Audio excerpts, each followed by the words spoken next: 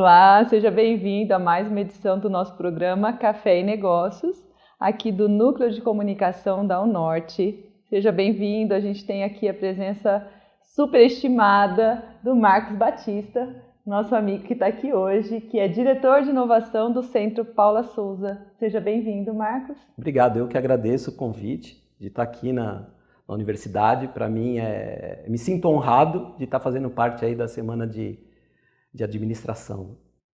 Joia! Eu queria que você começasse contando um pouquinho da sua trajetória, como é que você chegou nessa questão da inovação ali no Centro Paula Souza, um pouquinho do que você já fez aí. Legal, eu sou formado em desenho industrial, design de produto, mas eu me formei em 1991, há muito tempo atrás, não tinha internet, não tinha nada disso, mas eu tive um bom caminho. Já entrei logo de cara numa indústria de eletrodoméstico, na antiga Continental 2001, e lá eu tive um sucesso profissional, segui carreira, cheguei até a gerência de design da América Latina de marcas Bosch, Continental, GE, Siemens de eletrodomésticos. E a partir desse meu crescimento, né, de liderança em uma área que ainda era pouco conhecida, né, que o design como estratégia, como ferramenta, eu comecei a lecionar em algumas universidades. Eu também fui responsável por trazer alguns cursos de pós-graduação em design estratégico do Instituto Europeu de Design para São Paulo. Depois fui convidado a ser professor do primeiro curso de design de produto no Instituto Mauá de Tecnologia, lá em São Caetano. E a minha área sempre foi nessa parte de desenvolvimento de projeto, né? Então, estava muito ligado a um futuro, né? Eu estava muito ligado à área de inovação. E quando em 2008 eu resolvi sair da empresa e começar a investir no meu próprio negócio, eu comecei a pesquisar outras coisas e estudar. Então fui estudar economia criativa, cidades criativas, cultura de inovação. E aí eu comecei a me aproximar de instituições como o Sebrae, por exemplo, e eu fui muito convidado em projetos para viajar pelo Brasil trabalhando os arranjos produtivos locais. Então tive a oportunidade de trabalhar com uma pequena marcenaria, tive a oportunidade de trabalhar com economia criativa, tive a oportunidade de trabalhar com turismo, com saúde, com metalmecânica.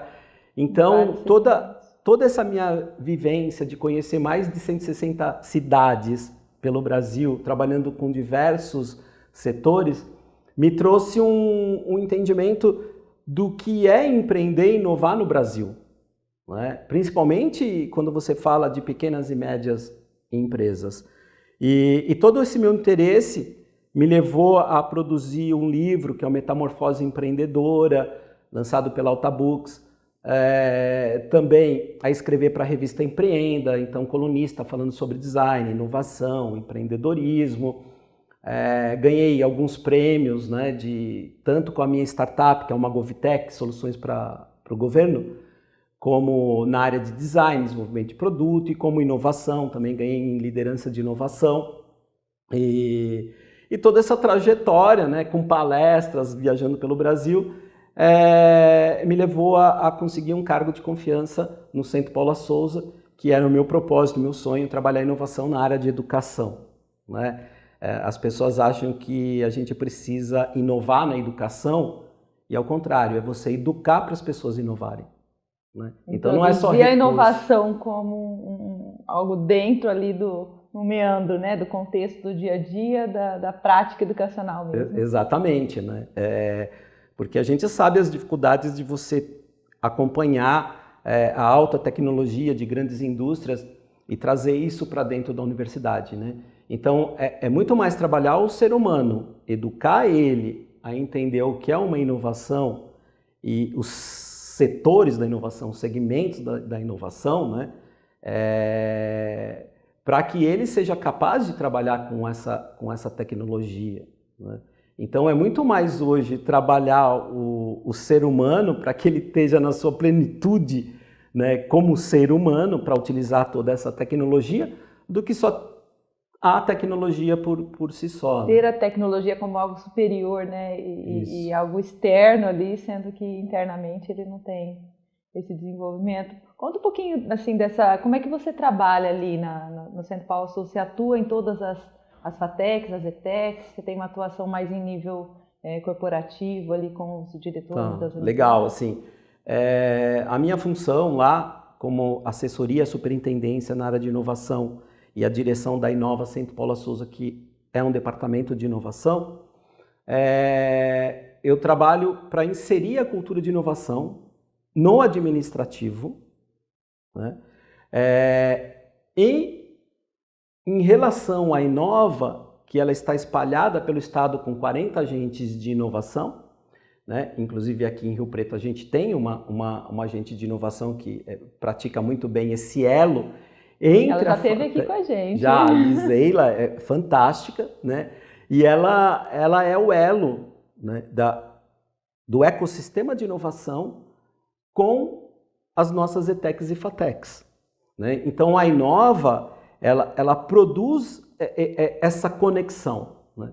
Como a Inova Centro Paula Souza atua na quádrupla hélice, então ela vivencia lá a comunidade, que é o social, com a empresa privada, com a empresa pública e mais a academia. Então, assim, diretamente o meu trabalho não é com as ETECs e FATECs, mas quando a gente trabalha o macro e desenvolvendo esse trabalho perante a Inova, a gente acaba afunilando nos alunos das ETECs e FATECs. Chega lá na ponta. Chega na ponta. E como que você vê isso hoje, assim, em relação a esses alunos? E aí eu vou trazer para os nossos alunos, as outras universidades, alunos de pós-graduação que você tem contato hoje. Como que é a percepção frente a essas, não só inovações, né, mas essas transformações que a gente está vivenciando? Toda revolução, disrupção, todo evento que se cruza, ele acaba impactando vidas, negócios, né, trabalho, comportamentos. Então, desde quando nós tivemos a entrada da internet, ela já deu indícios de que muita coisa ia impactar no ser humano, na maneira de aprender, na maneira de consumir, na maneira de fazer qualquer coisa, né? E com a chegada do smartphone, mais a indústria 4.0, mais a inteligência artificial generativa, o que a gente tem? A gente tem todas essas tecnologias exponenciais que saíram do laboratório e se cruzaram. Frente a algumas crises, né, desde 2007 e 2008, a crise econômica, passando por outras e chegando até a Covid-19, né, a gente tem esse cruzamento de eventos que impactam diretamente no ser humano. E quando a gente fala de impactar diretamente no ser humano, a gente fala de mudanças de sociedade, né? A minha sociedade, que era uma sociedade pautada pelo negativismo, pelo negativo, né, no sentido de ter a imunidade àquilo que você não sabe fazer, que era uma sociedade disciplinada, a gente tinha mais imunidade, mas eu também nascia fazendo uma coisa e ia morrer fazendo uma coisa. Se eu aprendi a apertar botão, eu ia apertar botão. Por quê? Eu era imune a qualquer outra coisa que estava atrás daquela barreira. Então a gente trabalhava muito na disciplina, mas pelo aspecto negativo. Com essas mudanças... Mas como um limite, né? Como limite. Era uma limitação. Exatamente. Ninguém transpunha aquela barreira. Não. Porque... Porque você aprendeu aquela coisa e você tinha que usufruir de toda aquela coisa. Então, eu escutava muito na empresa, quando eu entrei na década de 80 ainda, as pessoas falavam, eu não nasci aqui, mas se deixar eu morro. Então, aquele lugar era um lugar que davam a imunidade a ele, a qualquer outro tipo de coisa. Mas com a internet, com o smartphone, com todas essas tecnologias, essas barreiras foram se diluindo, né? E quando ela foi se diluindo, a nossa sociedade, ela deixou de ser comandada pelo excesso de negatividade, pela disciplina, e começou a ser comandada por um excesso de positividade, que é uma sociedade do desempenho.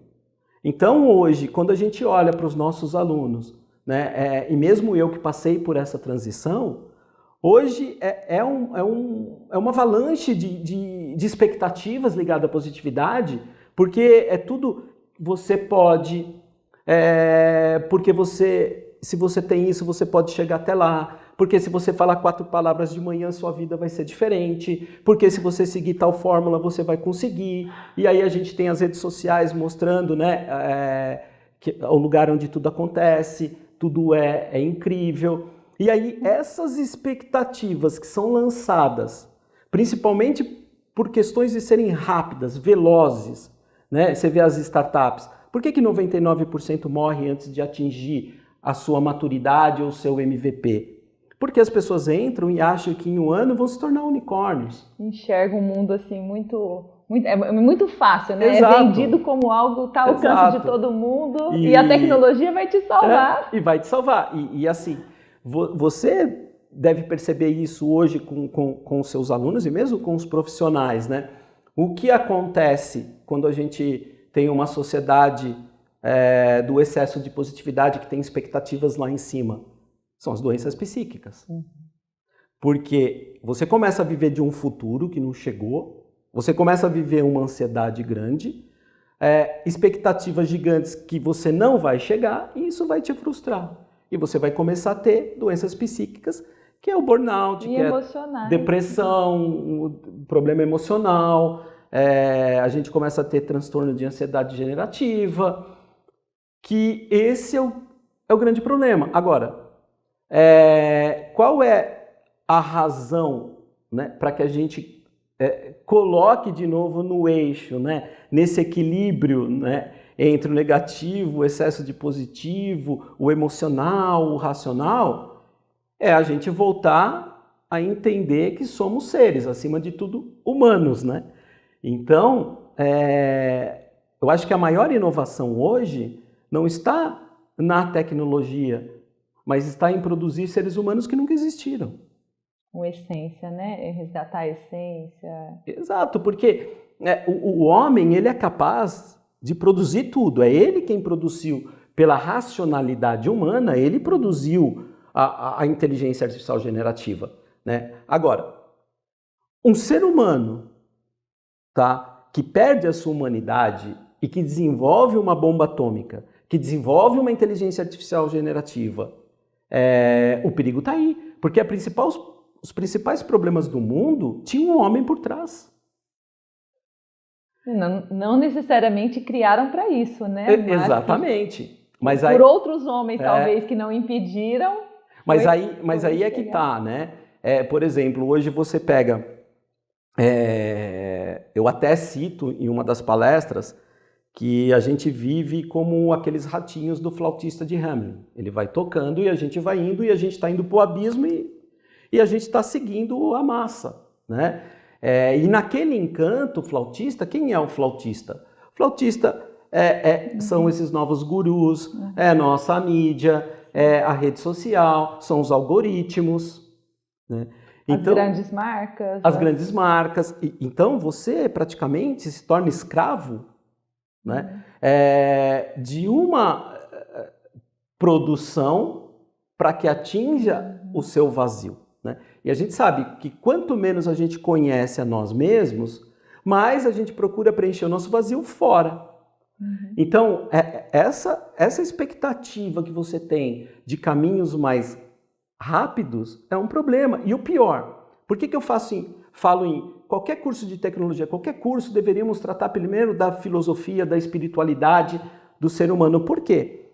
Porque o cara que trabalha num algoritmo, numa tecnologia de inteligência artificial, talvez ele não tenha consciência nem sentimento do que ele pode produzir de impacto no futuro.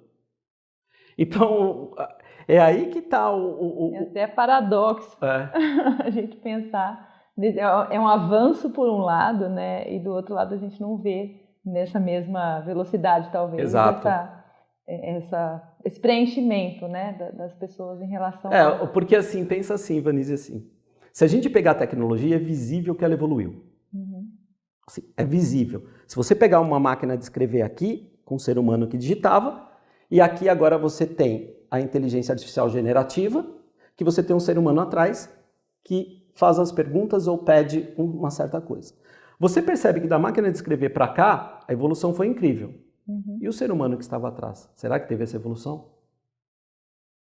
Será que foi tão incrível assim? Então, será que houve essa evolução de conduzir todas essas ferramentas? Eu creio que não. Eu creio que não. Ele só mudou a roupa. ele continua buscando as mesmas coisas. Então... Eu tenho um pouco mais de otimismo, eu acho que mudou um pouco, mas que as pessoas percebem, pelo menos a sensação que eu tenho, né, a necessidade, pelo menos minha, de aumento do nível de consciência. Eu falo sempre essa questão da tomada de consciência de cada ser, né, do que eu sou, do que eu quero, do que eu preciso e do que eu quero deixar. Né? A questão do propósito, do legado que eu vou deixar para os meus netos, bisnetos e, né, o que vai vir depois das gerações. E por acreditar mesmo, eu acho que o mundo tem que caminhar para a melhora, né? A tecnologia traz um suporte, mas são as pessoas que vão fazer, claro, né? E a gente tem possibilidade. Então, assim, eu na função, né, trabalhando com educação, e falo muito para os alunos, né, a gente vê, nem todos ainda estão nesse nível de consciência, não estão pensando, não é mais na idade de 15, 17, de 20 anos, né, que tem muita coisa para viver ainda. Né, mas pensar em termos de sociedade, que mundo que eu estou construindo? Né? O que eu estou contribuindo? Né? Porque a profissão nossa, certo, ela tem algo que vai acrescentar para o mundo, seja positivo, seja negativo. Eu também penso um futuro, né, colorido. Por quê? O futuro não existe. Você tem duas formas de pensar, um futuro cinza ou um futuro colorido. Quando você pergunta para adultos, 90% vê um futuro cinza. Quando você pergunta para crianças, 90% vê um mundo colorido. Mas o que acontece a gente até... Eu não digo que a gente tem mais consciência hoje, a gente tem mais conveniência. É tanta informação, é tanta coisa chegando que é mais conveniente. Mas eu não acho que o ser humano tem mais consciência. Eu acho que o ser humano ele se envolve muito mais pela questão da conveniência. Eu vou dar um exemplo. Eu participo de vários congressos de ESG, Governança Social e Ambiental. O E, né, quando você pega o E e o S, ok, o problema é a governança. É mais por conveniência do que por consciência. E aí, quando a gente volta para trás, o que acontece? Hoje, nós somos muito mais desamparados do que no passado. Por que eu falo isso? É simples. No seu caminho, quando você tem menos escolhas, ou possibilidades de uma única escolha, menos angustiado você é. Quando você tem um mundo onde ele te enche de escolhas, mais angustiado você é. E o pior, escolhas cada vez mais duais. Porque a gente vive uma dualidade muito grande. Então, diante disso, a produção de seres humanos que a gente precisava, diante de tanta informação que chega de todos os lados, que cada vez está mais difícil de definir as verdades, né? Nós precisaríamos não mais do que fabricamos mão de obra, nós precisaríamos de cérebros de obra. A gente precisaria de pessoas muito mais focadas de novo ao ser, né, do que ao ter. Então, quando a gente começa a perceber os desamparados, essas angústias de uma série de coisas, começa a aparecer os influencers, os gurus, os templos, os prazeres, e a ilusão é o maior dos prazeres.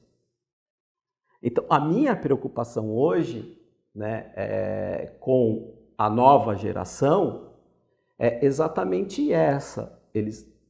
A grande maioria está muito mais induzido por esses desejos, talvez. Iludidos, porque vivemos num mundo da ilusão muito, muito forte. A rede social é uma ilusão, podemos dizer assim. Porque você acaba tendo... metaverso, é um mundo paralelo onde a gente... Você falou um exemplo seu, né, das palestras, e me remeteu a um videozinho, não sei se você já viu, desses que a gente recebe no WhatsApp, as pessoas caminhando com um celularzinho aqui, não vê nada e vai caminhando pro buraco, e vai se afundando, e vai se perdendo, né? E aí eu fico imaginando assim, a vida passando, né? As coisas lindas que existem no mundo, de natureza, de tudo, né? E vai passando e a pessoa está presa ali no aparelhinho, não está vendo nada disso acontecer. Né? Isso pode acontecer justamente pelo despreparo. É aí que eu falo, lógico que não são todos, eu acho que ainda precisa muito despertar nesse sentido, né? Mas que algumas pessoas começam, eu vejo assim, um movimento para isso, né? Porque é a busca do sentido, né? É a busca do significado, pera lá, né? Então isso aqui não me preenche, por exemplo. Não, o que me dá realmente uma satisfação que vai perdurar, né? É o estar com a família. A gente trabalha para quê? Né? Eu trabalho porque é algo que eu acredito que eu esteja fazendo, contribuindo, né, com a comunidade onde eu vivo, porque aquilo me dá satisfação. Claro que me dá meu sustento, porque eu preciso trabalhar, mas não pode ser só isso, né? Senão, em determinado momento, a gente surta, né? Tem burnout, tem N outros fatores, e aquilo deixa de ser algo com significado. Nossa, vou ter que trabalhar, né? Então, perdeu, aquilo já não tem mais sentido. Vanessa, porque assim, eu trabalho desde 15 anos, né? Hoje eu tenho 54, eu já trabalho há um bom tempo. Já passei por todas essas transformações dentro da indústria como empreendedor. São transformações que trazem para a nossa vida um certo medo, um certo desespero das coisas, né? Você vê que as coisas estão caminhando muito mais rápidas e você tem que mudar o seu comportamento, né? E essa mudança de comportamento, que é aprender a enxergar, aprender a ler os sinais que a vida vai nos dando, depende muito de um campo de reflexão. Depende muito de você levar isso como um propósito para dentro da sala de aula, um propósito para dentro da família. Mas o que acontece? Há uma banalização também, né?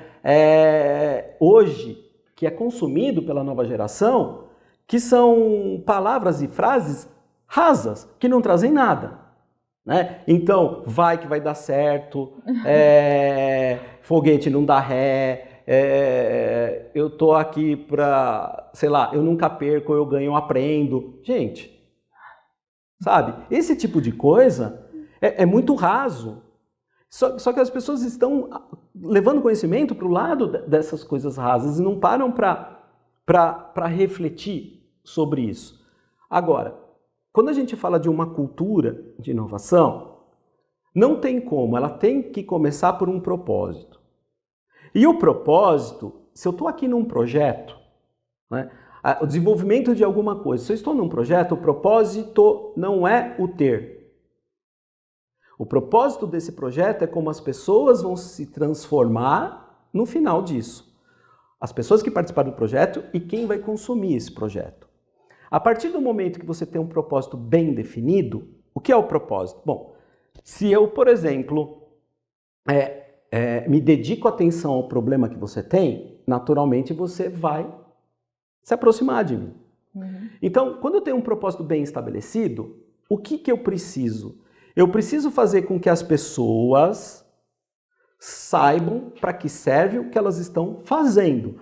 Aí você fala, mas as pessoas sabem para que serve o que estão fazendo. Não sabem. Não sabem. Tá? Ela sabe do produto ideal, mas ela não sabe do ser humano ideal. Então, ela às vezes não sabe a transformação que vai ocorrer. Ela só sabe o que ela tem que entregar quanto meta e acabou. Mas quando ela sabe para que serve o que está fazendo, ela se torna um fio condutor do seu propósito. E quando ela é um fio condutor, a solução ela é relevante. E aí, a solução, a inovação, não é que tem que ser uma coisa extraordinária, mas é uma coisa ordinária extraordinariamente bem. E aí, quando você tem essa solução que é relevante, gerada por fio condutores, que são pessoas ligadas a um propósito, aí entra a tecnologia. Porque a tecnologia hoje é capaz de levar isso para muito mais pessoas. Uhum. Quando essa tecnologia é bem utilizada por seres humanos que já estão na sua plenitude, aí a gente vai para a comunicação. Aí a comunicação é outra coisa que é o grande erro de quase todas as pessoas e empresas. Porque elas falam mais dos produtos e serviços que elas entregam do que a transformação que elas proporcionam. Então, assim, por isso que eu estou falando que o início de tudo é a formação do ser humano na sua plenitude, com as suas virtudes, né? E o que é virtude hoje? É você ter um equilíbrio entre esses polos, né? Então, aí eu estava num congresso, né? Eu sei que a gente tem um tempo, mas eu estava num congresso e a gente estava discutindo soft skills e hard skills. E eu falei que eu não concordava com os termos, porque hard é o conhecimento do ser humano. Não tem nada soft aí. Hard é o ser humano. Soft é tecnologia. É replicável. É lógica. É fácil de medir. O amor é fácil de medir. A generosidade é fácil de medir. As virtudes. Hard é o ser humano. Não tem nada de soft aí. O ser humano nem sabe da sua potência total. A gente está desenvolvendo inteligência artificial para chegar próximo da nossa consciência, desse tipo de coisa, só que nós nem sabemos toda a potência do ser humano. A gente usa muito pouco da capacidade que tem. Exatamente. Então, um pouco dessas questões que a filosofia, a espiritualidade está me ajudando muito na área de inovação e empreendedorismo. Da gente conhecer, né? Acho que acessar esse potencial que a gente tem e não deixar isso para a máquina, não deixar isso para que seria a hard skill, mas o lado técnico mesmo da coisa, né? A gente está caminhando realmente para o final. Eu vou pedir assim, que mensagem que você deixaria para esses jovens, para essa geração, para as pessoas que aspiram aí por inovação realmente vamos pensar assim, no sentido mais elaborado da coisa que você entende? Bom, primeiro que, assim, acho que uma mensagem é muito sobre o tema da palestra hoje, que a nossa vida é uma ampulheta e quando a gente nasce, Deus vira. A partir do momento que Ele vira, você morre todos os dias. Um grão da sua vida vai embora. O que você fez com cada grão? Ela foi embora. A maior tragédia da vida é o tempo. Não é a morte, é o tempo. O que você fez com cada grão que foi embora? E a segunda coisa é que eu adoraria ver as pessoas trabalhando tanto para construir o seu caráter como suas carreiras. Sabe? Eu acho que às vezes as pessoas se preocupam muito em estudar, em produzir, em criar carreiras e esquece de produzir também toda essa vontade de produzir caráter. Como é que se vê, né, a questão do caráter. A gente vai ter que encerrar mesmo, infelizmente. Vou te agradecer mais uma vez. Eu que agradeço. Você esteve com a gente aqui. A gente se encontra lá no programa. Acompanhe nas nossas redes sociais e no nosso canal no YouTube. Até mais.